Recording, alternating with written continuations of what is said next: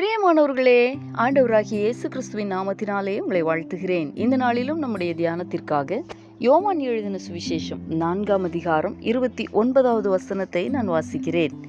நான் செய்த எல்லாவற்றையும் ஒரு மனுஷன் எனக்கு சொன்னார், அவரை வந்து பாருங்கள், அவர் கிறிஸ்துதானோ என்றாள். எனக்கு அன்பானவர்களே, நமது ஆண்டவராகிய இயேசு கிறிஸ்து இந்த பூமியிலே மனிதனாக வாழ்ந்தபோது அவர் சமாரியா நாட்டின் வழியாய் போக வேண்டியதாய் இருந்தபடியால் அந்த சமாரியாவில் உள்ள சீகார் என்னப்பட்ட ஒரு ஊருக்கு வந்தார். அங்கே யாக்கோபுடைய கிணறு இருந்தது. இயேசு பிரயாணத்தினால் இளைப்படைந்தவராய் அந்த கிணற்றின் அருகே உட்கார்ந்தார். அப்பொழுது சமாரியா நாட்டாளாகிய ஒரு ஸ்திரீ தண்ணீர் எடுக்கும்படி அங்கே வந்தாள். இயேசு அவளை நோக்கி, தாகத்துக்கு தா என்று கேட்டார்.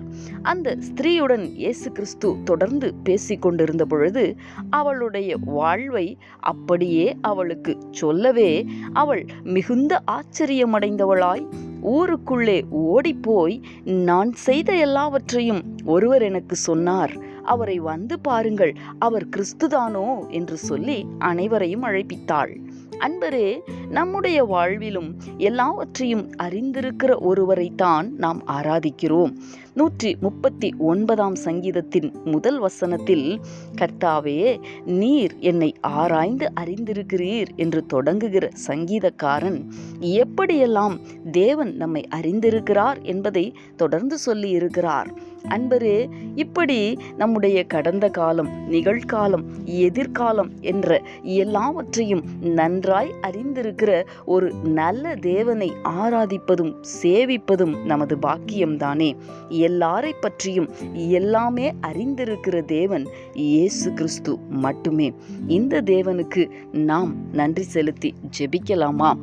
எங்களை நேசிக்கிற எங்கள் அன்பின் பரலோக தகப்பனே, ஆசீர்வாதமான இந்த நாளுக்காக உமக்கு நாங்கள் நன்றி செலுத்துகிறோம்.